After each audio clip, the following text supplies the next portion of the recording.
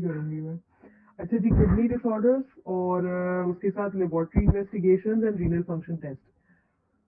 इन सारी चीज़ों को हमने जो है ना लेके चलना है, जैसे हमने लिवर में भी यही किया है, गॉल ब्लैडर में भी। जिस तरह लिवर के लिए लिवर फंक्शन टेस्ट होता है, इसी तरह किडनी के लिए भी रीनल फंक्शन टेस्ट हम करवाते हैं। अब इसमें आ रहा है, सबसे पहले किडनी और उसका फंक्शन हम पढ़ेंगे, फिर उसके बाद हम प्रेजेंटिंग फीचर्स जो भी रीनल डिजीजेस के हवाले से होते हैं, फिर किडनी फेलियर हो गया, उसमें क्या क्या सिम्टम्स होंगे और ट्रीटमेंट क्या करेंगे, देन कॉमन किडनी डिजीजेस क्या क्या हो सकती हैं, फिर लेबोरेटरी इन्वेस्टिगेशंस पे आएंगे जो रूटीन में हम टेस्ट करवा रहे होते हैं, और फिर रीनल फंक्शन टेस्ट पे आएंगे, देन लास्ट में हम रीनल बायोप्सी को पढ़ लेंगे। अच्छा, अब ये तसल्ली से जो है ना इस स्लाइड को हम करेंगे, 84 टोटल स्लाइड्स हैं, लेकिन हम इसमें भागेंगे जो है वो pair of bean shaped organs है जो कि posterior wall of the abdomen में मौजूद होती है। इसकी डायमेंशन क्या है, 11 centimetre long, 6 centimetre wide and 3 centimetre thick. अब ये हम क्यों पढ़ रहे हैं इसकी डायमेंशन, ये अल्ट्रासाउंड की रिपोर्ट जब पेशेंट लेकर आता है ना आपके पास, उस वक्त आपको पता होनी चाहिए डायमेंशन, क्योंकि अगर आपको ये नॉर्मल डायमेंशन पता होगी और किडनी में स्लाइट डिफरेंस आ रहा होगा, लाइक थोड़ी सी इन्फ्लेम्ड है तो उसकी थिकनेस बढ़ गई होगी, वाइड विड्थ बढ़ गई हो, या उसकी लेंथ बढ़ गई हो, तो वो हमें उसी वक्त पता चलेगा जब हमें इसकी नॉर्मल डायमेंशन याद होगी। तो इसलिए ये याद रखने की जरूरत है कि लेंथ उसकी 11 सेंटीमीटर है, विड्थ 6 सेंटीमीटर है और 3 सेंटीमीटर थिक होती है, और वेट जो है वो 160 ग्राम होता है। ठीक है।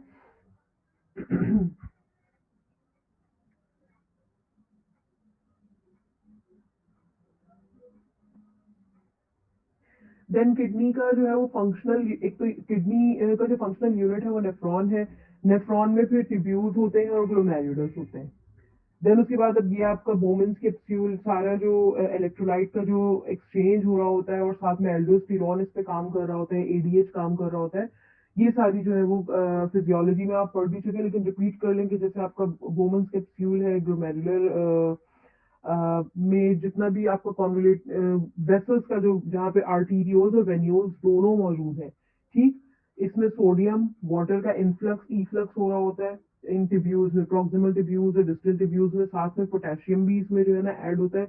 अब ये नॉर्मल एक बैलेंस क्रिएट रहता है, अगर ये डिस्टर्ब होता है और सोडियम बहुत ज्यादा रिटेन होने लगे तो वाटर भी रिटेन होना शुरू हो जाएगा, सोडियम बाहर जाएगा तो पानी भी बाहर जाता है। पोटेशियम की कमी होती है कब, जब बहुत ज्यादा वाटर लॉस हो जाता है। तो ये सब कंपनसेटरी मैकेनिज्म्स आपस में एक साथ इंटरलिंक होकर चल रहे होते हैं।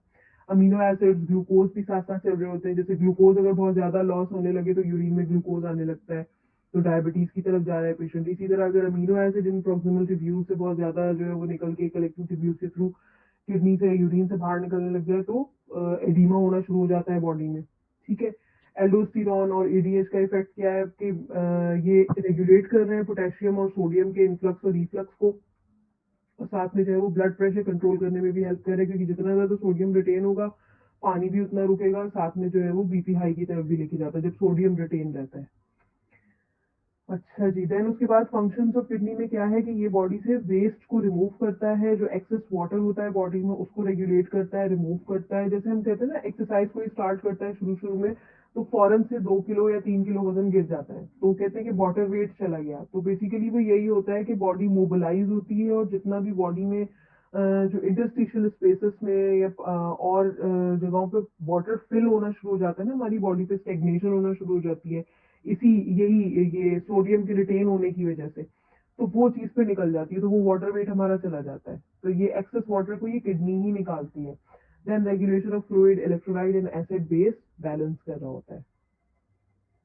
फंक्शन क्या क्या है नॉर्मल किडनी के, एक तो सेवरल हार्मोन्स रिलीज कर रही है, उसमें सबसे पहले रेनिन है जो कि ब्लड प्रेशर को रेगुलेट करता है, एरिथ्रोपोइटिन है जो कि स्टिमुलेट करता है production of red blood cells, और एक्टिवेट करता है फॉर्म ऑफ विटामिन डी, जिससे आपको पता है ना एक किडनी में जो है वो विटामिन डी की एक मेचुरेशन होती है, देन उसके बाद लिवर में होती है, जो फिर उसके बाद विटामिन डी वर्किंग के काबिल होता है कि वो कैल्शियम को अब्जॉर्ब करवाता है। अच्छा, मेंटेन करता है, विटामिन डी की ज्यादा एक्टिवेशन होगी तो नॉर्मल बोन स्ट्रक्चर जो है वो मेंटेन रहेगा, कि आप कैल्शियम खाते रहे और विटामिन डी ना हो तो कोई फायदा नहीं होता। Then presenting feature of renal disease क्या क्या, किडनी डिजीज के साथ अगर पेशेंट आ रहा है तो वो कंप्लेन क्या क्या लेकर आएगा। सबसे पहली कंप्लेन वो लेकर आ सकता है डिसयूरिया, कि यूरिन पास करते हुए उसको पेन हो रहा है, या उसको प्रॉब्लम है, आसानी से यूरिन पास नहीं हो रहा है, तो रुक रुक के आ रहा है या तकलीफ से आ रहा है। ठीक है। देन अब डिसयूरिया है तो उसमें क्या क्या चीजें हो सकती हैं, यूरिथ्राइटिस हो सकता है यानी inflammation of urethra, cystitis inflammation of urinary bladder due to infection. ज्यादातर जो है वो इन्फेक्शन यूरिथ्रा में होता है, ठीक है। स्टार्टिंग जो होती है यूरिन इन्फेक्शन की वो होती है ई कोलाई की वजह से या क्लैप्सिला की वजह से, और ये सारे उसी वक्त जान पकड़ते हैं, या तो पुअर हाइजीन है, या कोई पेशेंट जो है वो बहुत अरसे से उसकी इम्यूनिटी डाउन है, या फिर जो है वो कैथेटराइज हुआ है पेशेंट बहुत ज्यादा। और फीमेल जो प्रेग्नेंट होती है, pregnant ladies are more prone towards catching the UTI, ठीक है। तो यूटीआई बेसिकली ये पिक्चर है कि यूरिथ्राइटिस उसमें ज्यादा कॉमन होता है, और सिस्टाइटिस। पहले यूरिथ्राइटिस होगा कि बस सिर्फ पेशाब की जगह पे जलन हो रही है, पेशेंट ये कंप्लेन करेगा और पेशाब करते हुए बहुत शदीद जलन है कि तकलीफ से यूरिन पास हो रहा है। और दूसरा जो है वो सिस्टाइटिस जब होगा तो वो तो पता नहीं चलता कि सिस्टाइटिस है, वो सिर्फ पहली चीज यही होती है कि बस पेशाब में तकलीफ हो रही है। और कुछ लोगों को सिस्टाइटिस बहुत बहुत टाइम से होता है, उनको पता ही नहीं होता। इवन यूरिन बर्निंग मिक्चुरेशन भी वो इग्नोर कर रहे होते हैं, बहुत से लोगों को ये भी नहीं समझ आ रहा होता कि उनको जो है वो ये कोई प्रॉब्लम हो रही है। अच्छा, फिर उसके बाद जो है कहाँ चले गए हम। हम्म, सिस्टाइटिस पे हो गया। फिर इन्फ्लेमेशन ऑफ विजाइना एंड पीनस, ये भी बहुत प्रॉब्लम होती है कि कभी कभी जो है वो यूरिन इन्फेक्शन या सिस्टाइटिस या यूरिथ्राइटिस जो है वो सेकेंडरी हो जाता है। बेसिकली हुआ हुआ पहले जो है वो विजाइनल इन्फेक्शन, या मेल को जो है वो पीनस में इन्फेक्शन हुआ हुआ होता है, इसकी वजह से जो है वो यूरिनरी इन्फेक्शन हो जाता है। और कभी कभी ऐसा होता है कि यूटीआई की वजह से ये वाली चीज हो जाती है, क्योंकि सब चीजें कनेक्टेड है, करीब करीब है।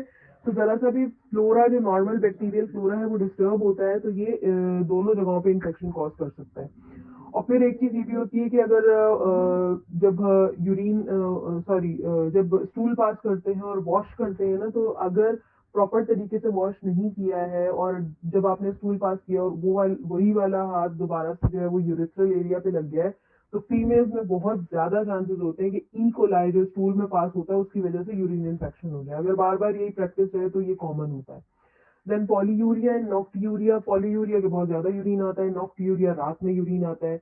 तो increase urine flow at night, वो तो बता दिया। अच्छा, कितना होगा, मोर देन 3 लीटर पर डे अगर आ रहा है यूरिन तो हम कहेंगे पॉलीयूरिया है, ठीक। वरना 1 to 2 लीटर जो है वो आना नॉर्मल सी चीज है। लेकिन अगर 3 से बढ़ जाए, 3 लीटर पर डे यूरिन हो जाए, अब ये कैसे पता चलता है, पेशेंट मोस्टली पॉलीयूरिया की कंप्लेन पे आता है ना, तो फिर उसको कैथेटराइज कर देते हैं। अब कैथेटर लग गया, यूरिन बैग अटैच कर दिया, तो उससे क्या होगा कि हमें जो है वो पता चलता रहेगा कि भाई इसका यूरिन आउटपुट पूरे दिन का कितना है, ठीक। तो उससे जो है वो आइडिया हो जाता है कि इनका more than 3 litre per day आ रहा है। या फ्रीक्वेंसी पूछते हैं कि कितनी दफा आप यूरिन पास करने जाते हैं। अब एक यूजुअल सी चीज है कि बंदा 5-6 दफा चला जाएगा, चलो ज्यादा पानी पी लिया तो 7-8 दफा चला जाएगा। लेकिन अगर इससे भी ज्यादा जा रहा हो ना, तो फिर आपको जो है वो इस पे ध्यान देना चाहिए कि ये बहुत ज्यादा कोई ना कोई इशू है। और डायबिटीज वाले पेशेंट्स के साथ ये बहुत मसला होता है, खासतौर से नॉक्ट्यूरिया जो है वो डायबिटीज वाले पेशेंट की कंप्लेन होती है। देन सोल्यूट डायूरेसिस, अब अगर पॉलीयूरिया हो रहा है तो जाहिर है जो सोल्यूट है, जो कंटेंट हमारी बॉडी में सोल्यूट का रहना चाहिए, जितने भी मिनरल्स हैं, सोडियम पोटेशियम सारे इलेक्ट्रोलाइट्स, वो भी साथ में निकल जाएंगे यूरिन से, उसकी वजह से इलेक्ट्रोलाइट इम्बैलेंस होगा। डायबिटीज इंसिपिडस अगर होती है तो उसमें बहुत कॉमन होता है कि पॉलीयूरिया होगा। सीआरएफ, क्रॉनिक रीनल फेलियर, अब ये सीआरएफ की जो टर्म है ना, ये याद रखिएगा, क्रॉनिक रीनल फेलियर, इसमें भी जो है वो पॉलीयूरिया हो रहा होता है। देन ओलिगोयूरिया, ये सारी कंप्लेन्स हैं जो किडनी के हवाले से पेशेंट लेकर आता है, dysuria, polyuria and then oliguria. Oliguria में क्या होगा, डिक्रीज यूरिन आउटपुट, और कितना होगा, less than 300 ml per day. ये अमाउंट भी याद रखने की जरूरत है कि अब वो कह रहा है बस दिन में एक ही बार जो है ना यूरिन पास करने जाता हूँ, या 2 बार चले जाती हूँ बस, इससे ज्यादा तो जाना ही नहीं पड़ता। ये तो ये ओलिगोयूरिया की कंप्लेन है। कब कब हो सकता है, hypotension, hypovolaemia, decrease volume of circulatory blood in the body. एक तो सर्कुलेटरी ब्लड कम हो, और दूसरा पानी ही ना पीता हो पेशेंट। आपने इसीलिए जब पर्सनल हिस्ट्री हम ले रहे होते हैं तो कितने ग्लास वाटर पिया पूरे दिन में, ये इसीलिए इंपॉर्टेंट होता है पूछना, और यूरिन आउटपुट पूछना। देन इंट्रेंसिक रीनल डिजीज, कोई इंटरनली कोई रीनल डिजीज कोई है, या यूरिनरी ट्रैक ऑब्स्ट्रक्शन है। ऑब्स्ट्रक्शन की कभी कभी ऐसा नहीं होता, पेशेंट पानी पूरा पी रहा होता है लेकिन जो है वो उसको फिर भी ओलिगोयूरिया हो रहा होता है, तो इट मींस, और वो कह रहा होता है हैवीनेस है, फुलनेस है, मुझे जो है ना ऐसा फील हो रहा है जैसे मेरा पेट जो है वो भरा भरा सा है, या लोअर एब्डोमेन में पेन हो रहा है, या लोअर एब्डोमेन जो है ना फूला हुआ सा महसूस हो रहा है। तो जब आप पाल्पेट करेंगे पेल्विक एरिया को तो आपको यूरिनरी ब्लैडर अलग से फिल्ड नजर आएगा, लेकिन यूरिन बाहर नहीं निकल रहा होगा। अब उसमें क्या रीजन हो सकते हैं कि कोई या तो स्ट्रक्चर आ रहा है यूरिथ्रल, या फिर जो है वो सबसे कॉमन जो चीज होती है ना वो ये होती है कि कोई स्टोन जो है वो स्टक कर जाए यूरिथ्रल ओरिफिस पे, तो वो यूरिन को पास ना होने दे। दूसरा होता है और ऐसे ये भी होता है कि यूरिन बहुत जोर से आ रहा है लेकिन जब पेशेंट पास करने जाएगा यूरिन तो थोड़ा थोड़ा सा निकलेगा, क्योंकि वो स्टोन ने जो है वो उस पूरे पैसेज को स्टक किया हुआ है। एक ये हो सकता है। दूसरा होता है ट्यूमर जो है ना, कोई पॉलिप या कोई ट्यूमर जो है वो यूरिनरी ब्लैडर में या यूरिथ्रल ओरिफिस की साइड पे बन रहा है जो कि उसको पैसेज को ब्लॉक कर रहा है और यूरिन नहीं निकल रहा। ये भी ओलिगोयूरिया में हो सकता है। जरूरी नहीं है कि पेशेंट पानी कम पीता हो या हाइपोवोलेमिक ही हो, ये वाले फैक्टर्स भी हो सकते हैं जो ऑब्स्ट्रक्शन के लिए हो जाए। अच्छा, देन हेमेच्यूरिया, अब ये भी एक सिम्टम आता है जो पेशेंट लेके आता है कि यूरिन में ब्लड आ रहा है, और ये कभी भी हो सकता है। और खास तौर से जब ब्लड का जो अगर पेशेंट आ रहा है ना कि यूरिन जो है वो ब्लड आ रहा है यूरिन में, तो मोस्टली ज्यादातर चांसेस 80% चांसेस यही होते हैं कि किडनी में कोई प्रॉब्लम है जिसकी वजह से यूरिन में ब्लड आ रहा है। एक ये चीज हो गई। अगर यूरिन वाइटिश कलर का आ रहा है या येलोइश कलर का आ रहा है तो ज्यादा चांसेस ये होते हैं कि यूरिनरी ब्लैडर में कोई प्रॉब्लम है। ठीक है। देन हेमेचूरिया का हो गया कि रेड ब्लड आ रहा है यूरिन में, और रीनल ट्रैक में कहीं भी जो है वो कोई प्रॉब्लम हो सकता है। 80% तो किडनी होती है रीजन इसका, 20% फिर यूरेथ्रा, यूरिनरी ब्लैडर और यूरेटर हो सकते हैं। Micturition, urethral disease, tendency to urinate. अच्छा, हेमेचूरिया और कब हो सकता है कि एक तो होती है micturition, urethral disease, tendency to urinate के बार बार पेशाब आता है, तो ये भी जो है वो अगर इस तरह हो तो इरिटेट कर देता है म्यूकोजा को, या स्टोन्स अगर हैं और वो मूव कर रहे हैं, कोई स्टोन्स की जो है वो एज इरोड करे म्यूकोजा को, इंटरनल लाइनिंग को, तो वो भी जो है वो ब्लीडिंग करवा सकती है और यूरिन में ब्लड आ सकता है। रीनल पेन के साथ आ सकता है पेशेंट कंप्लेन लेकर। क्या कंप्लेन लेकर आएगा? Dull constant pain in the loin, यानी कि जो ये लंबर रीजन है आपका, right and left lumbar region, इधर जो है वो डल कांस्टेंट पेन है, मतलब धीमा धीमा मुसलसल पेन हो रहा है, ऐसा होता है। रीनल ऑब्स्ट्रक्शन हो सकती है, इसका रीजन एक्यूट पाइलोनेफ्राइटिस हो सकता है। ये जो जितनी भी मैं टर्म्स बोलूंगी ये सारी डिजीजेस हम पढ़ेंगे। एक्यूट नेफ्राइटिक सिंड्रोम हो सकता है। ठीक है। देन पॉलीसिस्टिक किडनी हो सकती है, या रीनल इन्फार्क्ट हो सकता है, या इन्फार्क्शन हो सकता है। देन उसके बाद ये रीनल पेन है जो इन डिजीजेस की वजह से होगा। एक होगा यूरिटेरिक कॉलिक। यूरिटेरिक कॉलिक क्या होगा? सिवियर लंबर रीजन में पेन होगा, वैक्सेस इन वैन्स, और फीवर भी होगा। Then vomiting radiate to abdomen, groin, upper thigh, renal calculus और क्लॉट।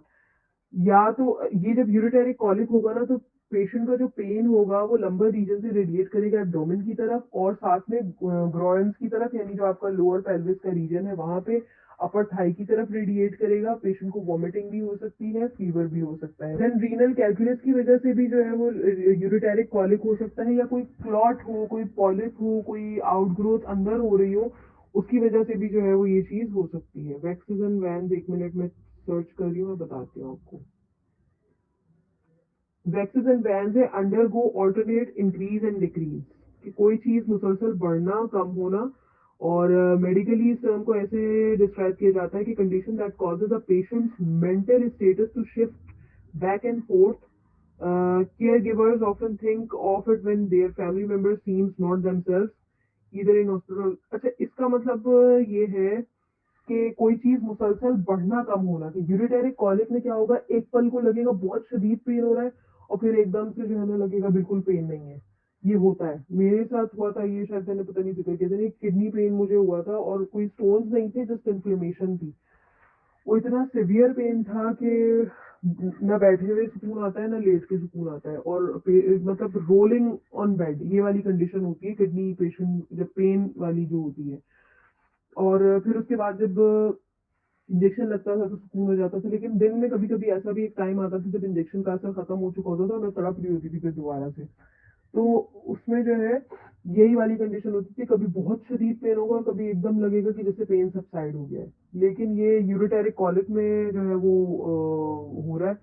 और अगर सिवियर किडनी में प्रॉब्लम है तो फिर ये वाली कंडीशन भी नहीं होती है, वो फिर पेन मुसलसल होता रहता है। अब ये तो आपके सिम्टम्स हो गए, ureteric colic, renal pain, haematuria, oliguria, polyuria and dysuria के प्रेजेंटिंग कंप्लेन जो पेशेंट लेकर आ रहा होता है किडनी डिजीजेस के हवाले से खास तौर से, वो ये 5-6 सिम्टम्स लेकर आता है। अब आ जाते हैं किडनी फेलियर और एंड स्टेज रीनल डिजीज। कब हम कहेंगे कि किडनी फेल हो गई है और एंड स्टेज रीनल डिजीज है?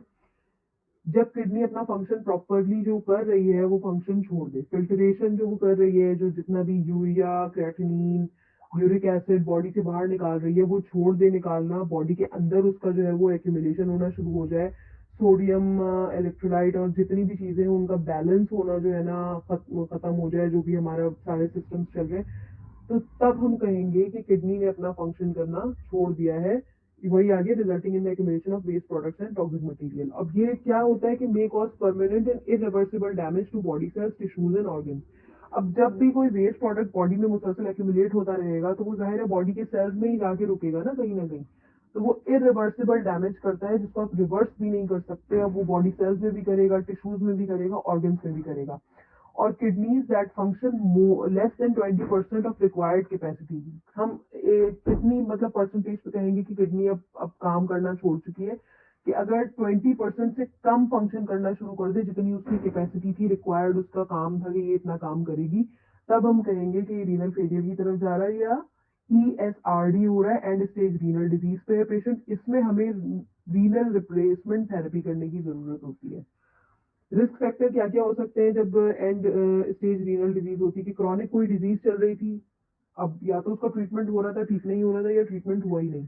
जैसे मैंने आपको बताया था कि एक ऑटोप्सी करते हुए जिनकी हमने की थी एनाटमी लैब में जब हम पढ़ रहे थे, जो कैडावर हमें मिला था, तो उनकी जो है वो बॉडी पूरी तरह मतलब वैसे बाहर तो ठीक लग रहे थे वो, लेकिन उनकी किडनीज, दोनों किडनीज जो है वो पॉलीसिस्टिक थी। तो अब देखो उनको पता ही नहीं होगा ना, ट्रीटमेंट ही नहीं हुआ, अल्लाह जाने क्या रीजन हुआ वो जो उनकी डेथ हुई। देन ये क्रॉनिक डिजीज में आ जाएगा। देन इन्फ्लेमेटरी डिजीजेस कोई चल रही है, ठीक है, अब उसमें सिस्टाइटिस हो सकता है, यूरिथ्राइटिस हो सकता है, यूरिटेरिक कॉलिक का पेन चल रहा हो, उसमें इन्फ्लेमेशन हो, या किडनी में इन्फ्लेमेशन हो, blockage of urinary collecting system इसकी वजह से भी हो सकता है। देन क्रॉनिक इन्फेक्शन हो या रेयर जेनेटिक डिसऑर्डर अगर कोई है तो वो भी जो है वो रीनल फेलियर की तरफ जाता है। सिम्टम्स क्या क्या हो सकते हैं? एक तो डिक्रीज, सबसे पहले जब किडनी काम करना छोड़ती है ना तो यूरिन बनाना छोड़ देती है, इस पे हमेशा फोकस रखिएगा। यूरिन आउटपुट बहुत इंपॉर्टेंट और बहुत सिग्निफिकेंट वैल्यू रखता है रीनल डिजीजेस को डायग्नोज करने के लिए। तो डिक्रीज यूरिनेशन होगी। Then blood in the urine, ये भी बहुत अलार्मिंग सिचुएशन है। नाउजिया वॉमिटिंग होगा, वो पेन की वजह से हो रहा है। साथ साथ स्वेलन हैंड्स एंड एंकल्स, वो एडिमा क्यों हो रहा है? ये पफिनेस अराउंड द आईज, ये दो फीचर्स होंगे इस वजह से कि जो प्रोटीन लॉस हो रहा है ना यूरिन में, अमीनो एसिड्स, उसकी वजह से होगा। इचिंग होगी बॉडी में, स्लीप डिस्टर्बेंस ऑब्वियसली होगी, हाई ब्लड प्रेशर हो सकता है और loss of appetite. Common feature जो है ना, जो इचिंग तक का है ना, यहाँ तक कॉमन है ये। देन किडनी फेलियर की ट्रीटमेंट क्या करेंगे कि ब्लड, इसमें होता क्या है कि blood creatinine rises to 900 micromole per litre. Points में वैल्यूज होती हैं क्रेटिनिन की, आई थिंक 1.9 से 1.3 तक क्रेटिनिन नॉर्मल होता है, और ये 900 माइक्रोमोल पर लीटर चला जाए तो फिर ऐसे में पेशेंट की ब्लड को साफ करने की जरूरत होती है। क्रेटिनिन ब्लड में इतनी लेवल पे रुकना नहीं चाहिए, तो उसके लिए फिर डायलिसिस करते हैं, हीमोडायलिसिस या पेरिटोनियल डायलिसिस। हीमोडायलिसिस में जो है वो आपकी वेसल्स में लगा के किया जाता है, पेरिटोनियम में एब्डोमेन में जो है वो शंट बनाया जाता है। देन ट्रांसप्लांट, या तो फिर अगर डायलिसिस कर रहे हैं और नहीं हो रहा है उससे भी, या पेशेंट क्योंकि बहुत मुश्किल होती है, या तो 15 डेज पे डायलिसिस हो रहा होता है, या फिर जो है ना वंस इन अ मंथ हो रहा होता है, वो डिपेंड करता है पेशेंट की कंडीशन पे। वरना यूजुअली तो कुछ लोगों का तो ऐसा भी होता है कि हर हफ्ते डायलिसिस के लिए जाते हैं, और वो डायलिसिस का प्रोसेस बहुत मतलब जान खींचने वाला एक तरह से होता है, कि पूरी आपकी बॉडी का ब्लड मशीन में जाके फिल्टर होके देन वापस आपकी बॉडी में जाता है। तो अच्छी खासा बड़ा शंट बनता है जो कि इस प्रोसेस के लिए यूज किया जाता है। अगर कभी किसी ने देखा हो, मैं कोई वीडियो मुझे मिल जाएगी तो मैं शेयर करूंगी, तो फिर आप लोग उसमें देखिएगा। नेक पे लगता है इसका शंट, वेन्स असल में मिलती नहीं है, ओल्ड एज पेशेंट में ज्यादा कॉमन होता है, या डायबिटिक पेशेंट में कॉमन होता है, ये जो किडनी फेलियर की तरफ जा रहे होते हैं।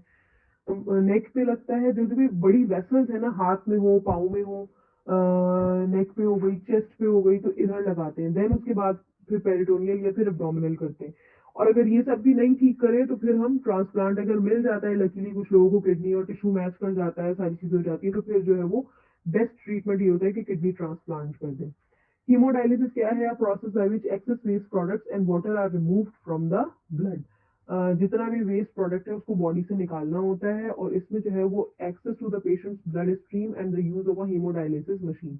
हीमोडायलिसिस मशीन वही कि जिसमें पूरा ब्लड आपका फिल्टर आउट होके वापस से आपकी बॉडी में जाता है। ये देखिए वेस्क्यूलर एक्सेस लिया, एट्रियोवेनस फिस्टुला बनाया जाता है, वेन्स, और ये देखिए यहाँ पे बन रहा है ये वेन, ये आर्टरी और वेन का फिस्टुला बनाया, ब्लड रिटर्न लाइन इधर से, और ब्लड डायलाइजर, ये ब्लड डायलाइजर है, ठीक है, और ये ब्लड रिटर्न लाइन है कि ये पहले ब्लड लेकर जाएगी और ये ब्लड वापस लाएगी। इस तरह से जो है वो शंट बनाया जाता है, या फिर एवी ग्राफ्ट किया जाता है। एवी ग्राफ्ट में क्या होगा कि ये आपका आर्टरी के साथ वेन का पूरा एक शंट बना दिया जाता है। ये ग्राफ्ट लगा हुआ है, देखिए आर्टरी भी है, ये आर्टरी है नीचे वाली, ऊपर वाली वेन है, इन दोनों के दरमियान में एक ग्राफ्ट लगा दिया। आप इसी ग्राफ्ट में जो है ना ये एंटर कर देंगे आपकी जो ये ब्लड डायलेजर और ब्लड रिटर्न लाइन है, तो एट्रियोवेनस ग्राफ्ट बन जाता है। इस तरह से बड़ी वेसल्स में जो है ना ये वाला काम किया जाता है। देन लेग में बनाया जाता है ब्रेकियल आर्टरी में, ठीक है, या फीमोरल वेन में बनाया जाता है, इस तरह से।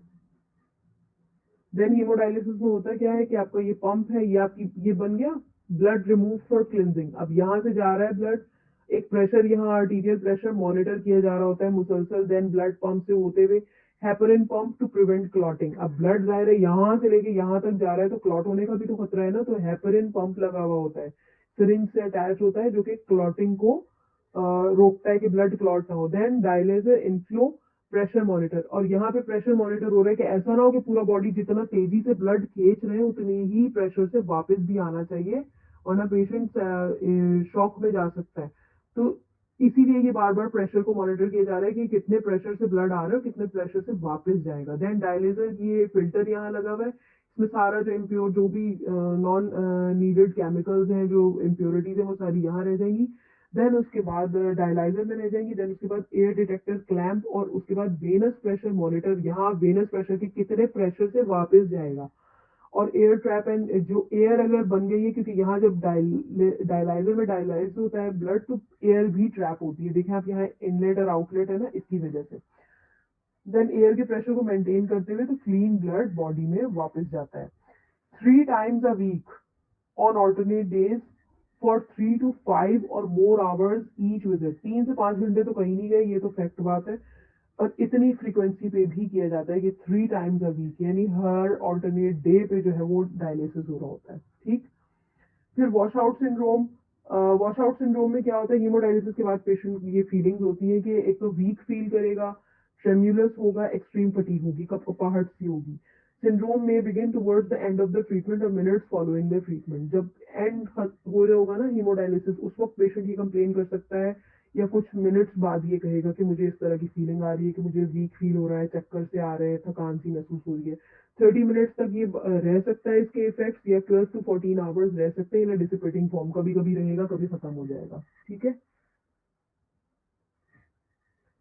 देन उसके बाद एडवांटेजेस क्या है हीमोडायलिसिस की, कि staff performs treatment in the dialysis centre. ये घर पे नहीं होता है, हमेशा आपको डायलिसिस सेंटर जाकर ही करवाना है। अनलेस और अनटिल कि आपके पास पूरा सिस्टम मौजूद हो आपके घर में और एक ट्रेन्ड नर्स मौजूद हो, तो ये काम घर पे हो सकता है, अदरवाइज नहीं होता। मॉनिटरिंग हो रही होती है कंटिन्यूअस, उसमें फिर ऑक्सीमीटर भी लगा हुआ होता है कि जिससे ऑक्सीजन लेवल चेक हो रहा हो आपका, पल्स ऑक्सीमीटर। बीपी अटैच रहता है हर वक्त कि बीपी चेक हो रहा है, हार्ट रेट हर वक्त मॉनिटर हो रहा होता है। 3 treatments per week in the dialysis center, ये एक नॉर्मल पैटर्न है। देन पेशेंट की कंडीशन जैसे जैसे ठीक होती जाती है तो उसको फिर 1 in a week और या 2 in a week, देन फिर 15 days पे एक दफा, इस तरह करके बढ़ाते जाते हैं। Permanent internal access required. Permanent internal access के आपको बॉडी के अंदर जो है वो शंट्स जो बनाने हैं, तो बहुत ये रिस्की भी काम होता है, क्योंकि वेसल्स कुछ लोगों की नहीं मिलती हैं आसानी से, खासतौर से ओल्ड एज पेशेंट्स हो गए, या और शंट खराब हो जाता है, फिर अगले दिन दोबारा बनाना पड़ता है, तो बहुत पेनफुल प्रोसीजर हो जाता है ये।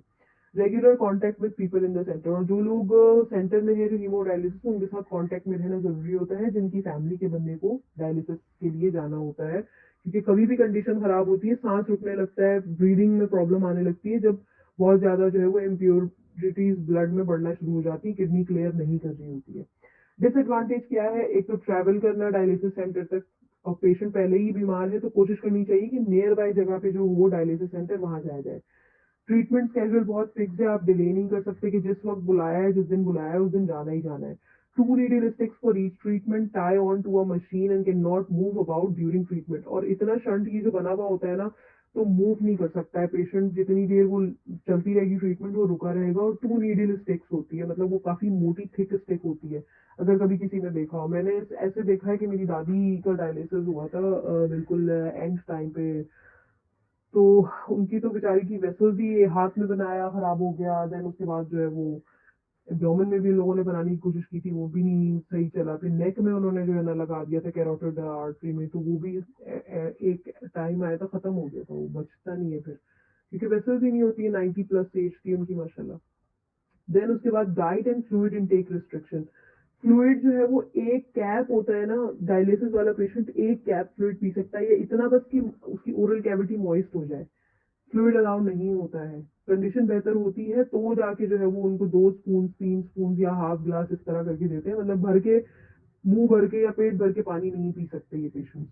और डाइट भी रिस्ट्रिक्ट करनी होती है कि प्रोटीन डाइट बिल्कुल माइनस कर देनी होती है, कोशिश करनी होती है कि फ्रेश वेजिटेबल्स खिलाएं और वो भी लिक्विड कंटेंट उसमें कम हो, इस तरह से खाना दिया जा रहा होता है। देन पेरिटोनियल डायलिसिस में क्या होता है कि dialysis solution flow into the peritoneal abdominal cavity through a catheter. Peritoneum acts as a filter. अब ये देखिए, आपको एब्डोमिनल कैविटी में जो है वो कैथेटर लगा दिया पेरिटोनियल में, और डायलिसिस सोल्यूशन जो है वो जा रहा है एब्डोमेन में, और ये क्या होगा कि ये एक्ट जो पेरिटोनियम है हमारा वो एक्ट करेगा एज अ फिल्टर। दो तरह के होते हैं इसमें, कंटिन्यूस एम्बुलेटरी पेरिटोनियल डायलिसिस जिसमें 4 exchanges during the day 45 minute each, और एक है automatic peritoneal dialysis, exchanges are perform by the machine during the night while the patient is asleep. तो ज्यादा अच्छा, अगर पेरिटोनियल डायलिसिस पे जा ही रहे हैं तो ये जो एपीडी वाला है ऑटोमेटिक पेरिटोनियल डायलिसिस, रात में जब पेशेंट सो रहा है, it is I think more convincing and patient के लिए भी बड़ा फीजिबल है कि उसको डिस्टर्बेंस नहीं होती। वरना डिप्रेशन है, आप लेटे रहे एक मशीन के साथ इतनी देर तक, क्या होगा, हाँ मेंटल सिचुएशन क्या होगी। और एक ये जो कंटिन्यूस एम्बुलेटरी पेरिटोनियल डायलिसिस, ये 4 एक्सचेंजेस होते हैं ड्यूरिंग द डे, यही 4 दफा एक्सचेंज होगा पूरे दिन में, और 45 मिनट हर बार, तो मेरे ख्याल में रात वाला ज्यादा अच्छा है। ठीक। देन एडवांटेजेस क्या हो सकते हैं, patients involvement in self care, control over schedule, schedule पे आप कंट्रोल कर सकते हैं। ठीक है। दूसरा, इन्वॉल्वमेंट आपकी अपने सेल्फ केयर कर सकते हैं, ये एम्बुलेटरी बैग आप अपने घर में भी रख सकते हैं। Less diet and fluid restriction होती है, more steady physical condition as it provide slow continuous therapy. तो थोड़ा ये फीजिबल है, इसमें पेशेंट बहुत ज्यादा जो है वो जिस तरह डायलिसिस सेंटर में जाके हीमोडायलिसिस की तरफ जाता है, लेकिन उसकी भी जरूरत है, अगर बहुत ज्यादा खतरनाक सिचुएशन है तो फिर हीमोडायलिसिस ही करवाना पड़ता है। ये थोड़ा बेहतर सिचुएशन हो तो पेरिटोनियल पे चले जाते हैं। और most similar to original kidneys can be done at night as an automated peritoneal dialysis. लेकिन रात में करने वाली जो है ना, इसका फायदा यही है कि आप रात में इसको कर ले, पेशेंट सो रहा है सुकून से होता रहेगा। लेकिन हाँ, कोई एक आध जो है वो मॉनिटरिंग जरूर करे, ऐसा ना हो कि पेशेंट सो रहा है तो सोता ही रह गया। Then provide less severe cardiovascular instabilities in patients with underlying heart diseases. और अगर कोई जो है वो कार्डियोवेस्कुलर डिजीजेस वाला पेशेंट है तो उसमें जो है वो इतनी ज्यादा प्रॉब्लम नहीं होती है, सेफ है उनके लिए। डिसएडवांटेजेस क्या है, एक तो जो सीएपीडी वाला प्रोसेस है उसमें 4 दफा एक्सचेंज करना पड़ेगा पर डे, ये डिसएडवांटेज है। एक्सटर्नल कैथेटर हर वक्त अटैच रहेगा पेरिटोनियल कैविटी से, ताकि 4 दफा करना है, बार बार कैथेटर थोड़ी लगाएंगे, तो वो आप लगा सके। देन दूसरा, change of body image. Body image obviously change हो जाता है कि आप एक बैग लेके घूम रहे हैं अपने साथ। सम रिस्क ऑफ इन्फेक्शन, क्योंकि कैथेटर लगा हुआ है पेरिटोनियल कैविटी में, तो ओपन वूंड हो गया ना, तो इन्फेक्शन बढ़ जाता है, रिस्क ऑफ इन्फेक्शन बढ़ जाता है।